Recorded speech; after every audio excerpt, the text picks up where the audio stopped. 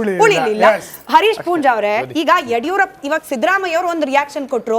ಯಡಿಯೂರಪ್ಪನವ್ರು ಮುಖ್ಯಮಂತ್ರಿ ಆಗಿದ್ದಾಗ ಕೇಂದ್ರಕ್ಕೆ ಪ್ರಶ್ನೆನೇ ಮಾಡ್ಲಿಲ್ಲ. ನಾವು ತಲೆ ಅಲ್ಲಾಡಿಸ್ಕೊಂಡಿರ್ಬೇಕಾ?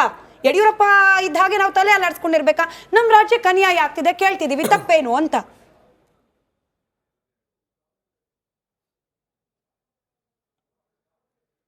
ನೋಡಿ, ನಾನು ಅವಾಗಲೇ ಉಲ್ಲೇಖ ಮಾಡಿದೆ, ಇದು 2013ರಲ್ಲಿ ನಡೆದಿರ್ತಕ್ಕಂಥ ಒಂದು ಸಭೆಯಲ್ಲಿ ಅವತ್ತಿನ ರಿಸರ್ವ್ ಬ್ಯಾಂಕಿನ ಅಧ್ಯಕ್ಷರು ನಮಗೆ ಸಂದಾಯ ಆಗಬೇಕಾದಂಥ ತೆರಿಗೆ ಪಾಲನ್ನು ಕಡಿತ ಮಾಡಿರ್ತಕ್ಕಂಥದ್ದು. ಅದರ ನಂತರ ಸಿದ್ದರಾಮಯ್ಯ ಅವರು ಈ ರಾಜ್ಯದ ಮುಖ್ಯಮಂತ್ರಿ ಇದ್ರಲ್ಲ, ಅವಾಗ ಅವರಿಗೆ ಕೇಳ್ಬೋದಿತ್ತಲ್ಲ, ಅವರದೇ ಸರ್ಕಾರ ಕೇಂದ್ರದಲ್ಲಿ ಆಡಳಿತ ಮಾಡ್ತಾ ಇದ್ದಂಥದ್ದು. ಆ ಸಂದರ್ಭದಲ್ಲಿ ಆ ವ್ಯವಸ್ಥೆಯನ್ನು ಮಾತಾಡದೆ ಇವತ್ತು ರಾಜ್ಯದ ಬಜೆಟ್ ಖಾಲಿಯಾಗಿದೆ.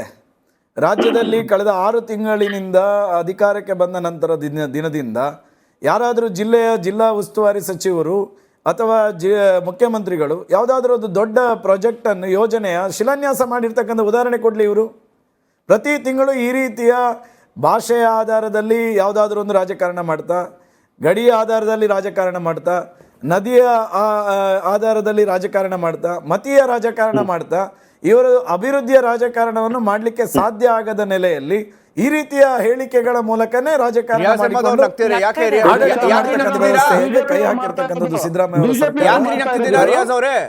ರಿಯಾಜ್ ಅವರೇ, ಯಾಕೆ ಮಾಡ್ತಾ ಇರೋದು? ಅವರು ಅದ್ರ ಬಗ್ಗೆ ಎಷ್ಟು ಕ್ಲೀನ್ ಆಗಿ ಅದ್ಭುತವಾಗಿ ಹೇಳ್ಕೊಳ್ತೇವ್ರು ನೋಡಿ. 2014ರಲ್ಲಿ ಸ್ವಾತಂತ್ರ್ಯ ಪಡೆದವರು ಇವರು, 2014ರಲ್ಲಿ ಅಧಿಕಾರ ಪಡೆದವರು. ಅದಕ್ಕಿಂತ ಮುಂಚೆ ಭಾರತದಲ್ಲಿ ಮುಸಲ್ಮಾನರೇ ಇರ್ಲಿಲ್ಲ. ಮುಸಲ್ಮಾನರು ತೋರಿಸ್ಬಿಟ್ಟು ತೆರಿಗೆ ಹಣ ನಮ್ದು ಅವರಿಗೆ ಕೊಟ್ಬಿಡ್ತಿದಾರೆ ಅಂತ ಹೇಳ್ಕೊಡ್ತಿದ್ದಾರೆ. ಏರ್ಪೋರ್ಟ್, ರೈಲ್ವೆ ಎಲ್ಲ ಬರ್ಬಿಡ್ತಿದ್ದಾರೆ. ಚೈನಾದವ್ರು ಬಂದು ಅತಿಕ್ರಮಣವಾಗಿ ಭಾರತದ ಮೇಲೆ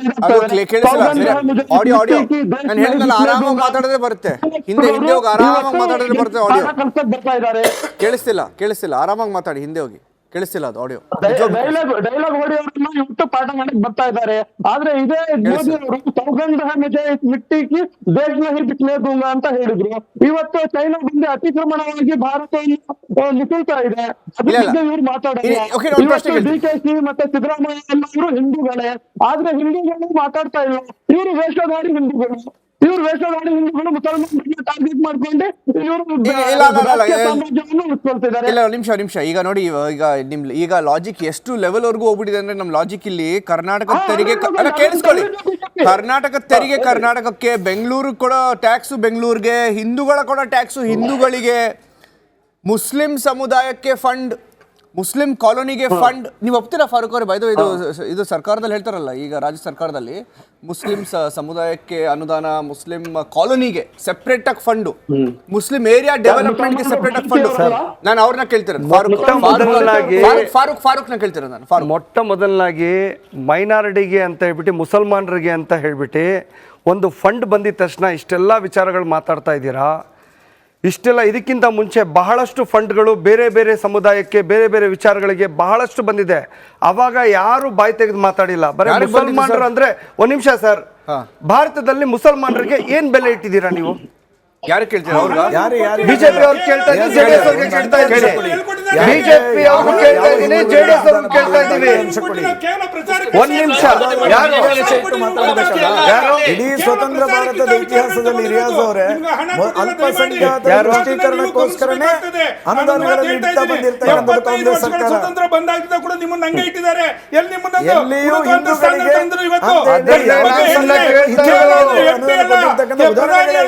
ಮುಖ್ಯಮಂತ್ರಿಗಳು ಕೂಡ ಮಾಡಲಿಲ್ಲ. ನಿಮ್ಮನ್ನು ಉಪಯೋಗಿಸಿಕೊಂಡು ಈ ರೀತಿ ಮಾಡ್ತಾ ಇರ್ತಾರೆ. ಅರ್ಥ ಮಾಡ್ಕೊಳ್ಳಿ. ಯಾಕೆಂತಂದ್ರೆ ಇದೇ ರೀತಿ ಏನಾದ್ರೂ ಮುಂದುವರಿಯೋದಾದ್ರೆ, ನೀವು ನಾವು ಹಾಕೊಳ್ಳೋ ಬಟ್ಟೆ ನಂದಲ್ಲ, ನಾನು ಹಾಕೊಳ್ಳೋ ಚಪ್ಪಲಿ ನಂದಲ್ಲ, ನಾನು ಬರೆಯೋ ಪೆನ್ ನಂದಲ್ಲ, ಹಾಕೊಳ್ಳೋ ಕನ್ನಡಕ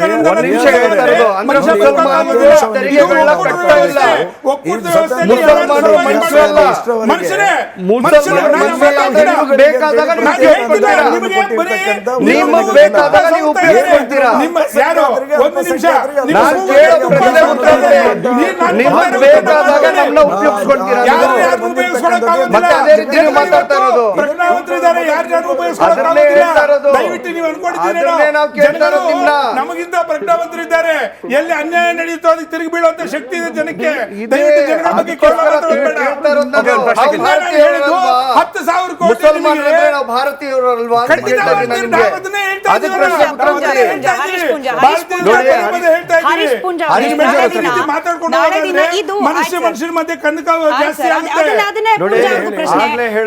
ಪೂಂಜಾ ಅವ್ರಿಗೆ ಪ್ರಶ್ನೆ ಈಗ ನೋಡಿ, ನಾವು ಹಿಂದೂಗಳ ತೆರಿಗೆ, ಹಿಂದೂಗಳಿಗೆ ಅಭಿವೃದ್ಧಿ ಅಂದ್ರೆ ನಾಳೆ ದಿನ ನಮ್ಮ ಊರುಗಳಲ್ಲಿ ಇರ್ತಕ್ಕಂಥ ಅಥವಾ ಬೆಂಗಳೂರೇ ತಗೊಳ್ಳಿ, ನಾವು ಪಂಚರ್ ಹಾಕಲ್ಲಪ್ಪ, ನಾವು ಮುಸಲ್ಮಾನರಿಗೆ ಮಾತ್ರ ಪಂಚರ್ ಹಾಕ್ತಿವಿ, ಹಣ್ಣು ಮಾರಲ್ಲ, ನಾವು ಮುಸಲ್ಮಾನರಿಗೆ ಮಾತ್ರ ಹಣ್ಣು ಮಾರ್ತೀವಿ, ಗುಜ್ರಿ ಕಲೆಕ್ಟ್ ಮಾಡಲ್ಲ, ಮುಸಲ್ಮಾನರ ಗುಜ್ರಿ ಎಲ್ಲಿಗೆ ಹೋಗಿ ನಿಲ್ಲುತ್ತೆ ಸರ್ ಇದು? ಇದು ಯಾರು ಹೇಳಿದ್ದು ಎಲ್ಲಿಗೆ ಮೇಡಮ್? ಹೋಗಿ ಇದು ನಿಲ್ಲುತ್ತೆ? ಇಲ್ಲ, ನಾನು ಅವ್ರಿಗೆ ಪ್ರಶ್ನೆ ಕೇಳ್ತೀನಿ, ಎಲ್ಲಿಗೆ ಹೋಗಿ ನಿಲ್ಲುತ್ತೆ ಇದು ಅಂತ. ಈ ಮಾತು ಹೇಳಿ ಆಯಾ ಸಮುದಾಯದವರು, ಇದೇ ಆಯಾ ಸಮುದಾಯದವರು ಆ ಸಮುದಾಯಕ್ಕೆ ಮಾತ್ರ ಸೂರ್ಯ ಅವರು ಹೇಳಿರೋ ಉತ್ತರ ಮಾತನ್ನ ಇವ್ರು ಕೊಡ್ಲಿ ಹೇಳ್ತಾ ಸರ್, ಇರೋದು ಮೇಡಮ್. ಉತ್ತರ ಕೊಡ್ಲಿ, ಉತ್ತರ ಇದೇ ಕೊಡ್ಲಿ. ಮಾತೇನೆ ಯಾವಾಗ ಡಿ.ಕೆ. ಸುರೇಶ್ ಅವರು ಹೇಳಿದ್ರು ಆವತ್ತಿಂದ ಈ ವಿಚಾರ ಬಂತು, ದೇಶನೇ ಹೊಡಿತೀವಿ ಅಂತಕ್ಕಂಥ ಯಾವತ್ ಬಂತು ಆವತ್ತಿಂದಾನೇ ಈ ವಿಚಾರಗಳೆಲ್ಲ ಬರ್ತಾ ಇರ್ತಕ್ಕಂಥದ್ದು.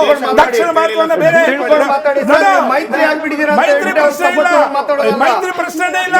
ಅದೇ ಮೈತ್ರಿ ಆಗ್ತಿದ್ದ ಮುಂಚೆ ನಿಮ್ಮ ಜೊತೆಲಿ ನಾವು ನಾಲ್ಕು ಜನ ಬಿಜೆಪಿ ಅವರು ಇದ್ದೀವಿ. ಮೈತ್ರಿ ಆದ್ಮೇಲೆ ಏನಾಗ್ಬಿಟ್ಟಿದೆ, ನಾವು ಒಂದೇ ಬಣ್ಣ, ಒಂದೇ ಬಣ್ಣದ ಕಲರ್, ಪ್ರಶ್ನೆ ಒಂದೇ ಇಲ್ಲ. ಬೈಲು, ಒಂದೇ ಬಣ್ಣ ಹಾಕ್ಬೇಡಿ ಅಂತ ಹೇಳಿದ್ದಾರೆ ಸರ್, ಬಣ್ಣ ಹಾಕ್ಬೇಡಿ ಅಂತ ಹೇಳಿದ್ದಾರೆ. ಪೂಂಜಾ ಅವ್ರು ಯಾಕೆ ಮಾಡಿ? ಪೂಂಜಾ ಅವ್ರು ಯಾಕೆ ಮಾಡಿ? ನಿಮಗೆ ಅವ್ರದ್ದೇ statement.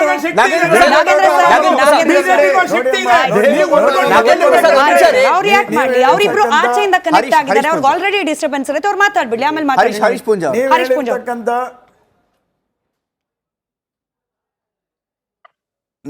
ನಾನು ಹೇಳ್ತಾ ಇರ್ತಕ್ಕಂಥದ್ದು, ಈ ದೇಶದಲ್ಲಿರ್ತಕ್ಕಂಥ ಎಲ್ಲ ಧರ್ಮದವರು, ಅದು ಹಿಂದೂ ಇರ್ಬೋದು, ಮುಸ್ಲಿಂ ಇರ್ಬೋದು, ಕ್ರಿಶ್ಚಿಯನ್ ಇರ್ಬೋದು, ಎಲ್ಲರೂ ನಾವು ಭಾರತೀಯರು.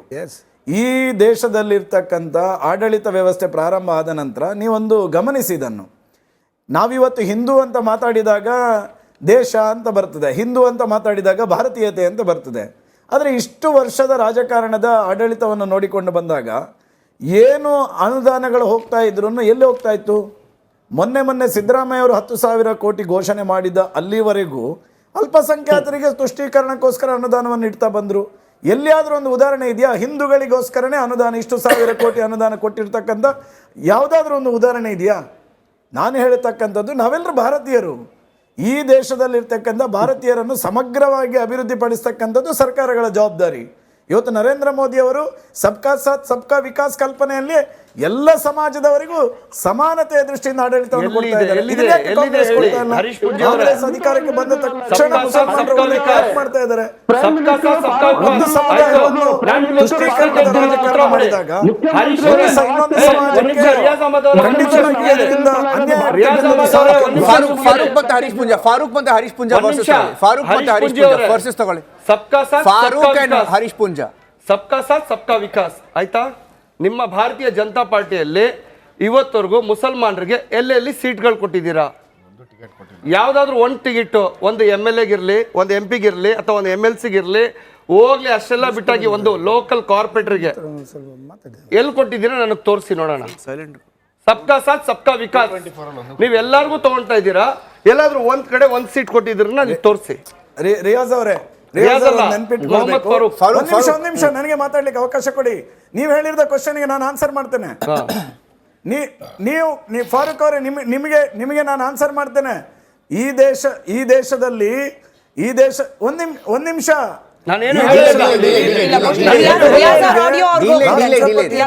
ಅಬ್ದುಲ್ ಕಲಾಂ ರನ್ನು ಮಾಡಿದ್ದು ಭಾರತೀಯ ಜನತಾ ಪಾರ್ಟಿ. ಫಾರೂಕ್ ಅವರೇ, ಈ ದೇಶದಲ್ಲಿ ಅಬ್ದುಲ್ ಕಲಾಂ ರಂತ ಮುಸಲ್ಮಾನ ಸಮುದಾಯದ ವ್ಯಕ್ತಿಯನ್ನು ರಾಷ್ಟ್ರಪತಿ ಮಾಡಿದ್ದು ಭಾರತೀಯ ಜನತಾ ಪಾರ್ಟಿ. ಕೇರಳದಲ್ಲಿ ಇವತ್ತು ರಾಜ್ಯಪಾಲರನ್ನು ಮಾಡಿರ್ತಕ್ಕಂಥದ್ದು ಭಾರತೀಯ ಜನತಾ ಪಾರ್ಟಿ, ಮುಸಲ್ಮಾನ ಸಮಾಜದ್ದು.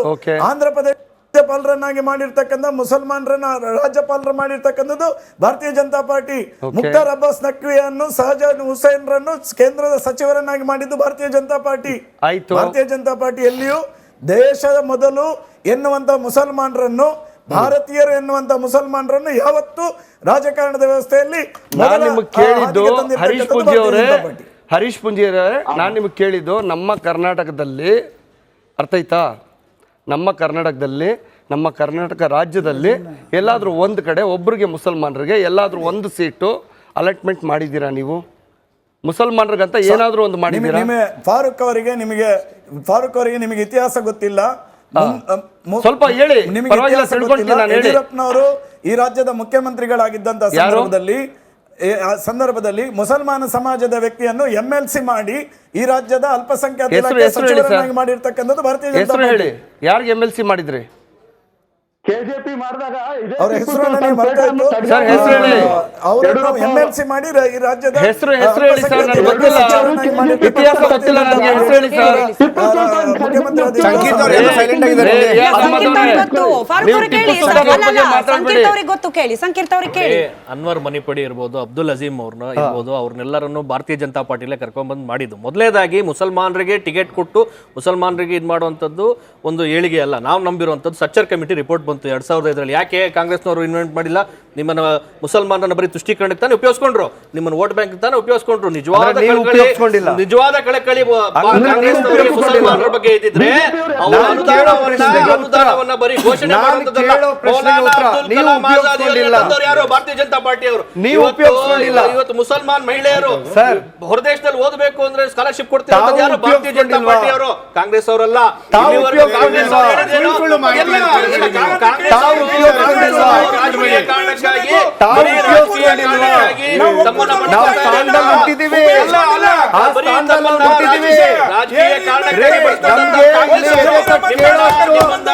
ಅಧಿಕಾರ ಇದೆ ನಮಗೆ, ಆ ಸ್ಥಾನದಲ್ಲಿ ಮುಸಲ್ಮಾನರು ಆ ಸ್ಥಾನದಲ್ಲಿ ನಾವು ಹೇಳ್ಬೇಕು ನಿಮ್ಗೆ.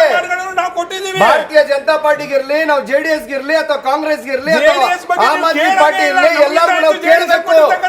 ನಾವು ಒಂದು ಲಾಸ್ಟ್ ಪಾಯಿಂಟ್ ಕೇಳ್ತೀನಿ ನಿಮಗೆ. ಲಾಸ್ಟ್ ಪಾಯಿಂಟ್ ಫಾರೂಕ್ ಅವರೇ, ಈಗ ನೋಡಿ, ನೀವು ಒಪ್ಕೋತೀರಾ? ಈಗ ನೋಡಿ, ಕಾಂಗ್ರೆಸ್ ಸರ್ಕಾರ ಬಂತು ಕರ್ನಾಟಕದಲ್ಲಿ, ಅದರಲ್ಲಿ ಮುಸ್ಲಿಂ ಮತಗಳು ಎಷ್ಟಿತ್ತು? 15-17% ಅಂತ ಒಂದು ಲೆಕ್ಕಾಚಾರ ಇದೆ. ಓಕೆ, ಟೋಟಲ್ ವೋಟ್ಸ್ ಎಷ್ಟು ಸಿಕ್ತು? ಅದರಲ್ಲಿ 15-17%. ಅಂದರೆ 3 ವೋಟ್ ಬಂದರೆ ಆ 3 ವೋಟಲ್ಲಿ 1 ವೋಟ್ ಬಂದಿದ್ದು ಮುಸ್ಲಿಂ ಸಮುದಾಯದಿಂದ ಕಾಂಗ್ರೆಸ್ ಪಾರ್ಟಿಗೆ ಅಂತ ಲೆಕ್ಕಾಚಾರ. ಹೌದು.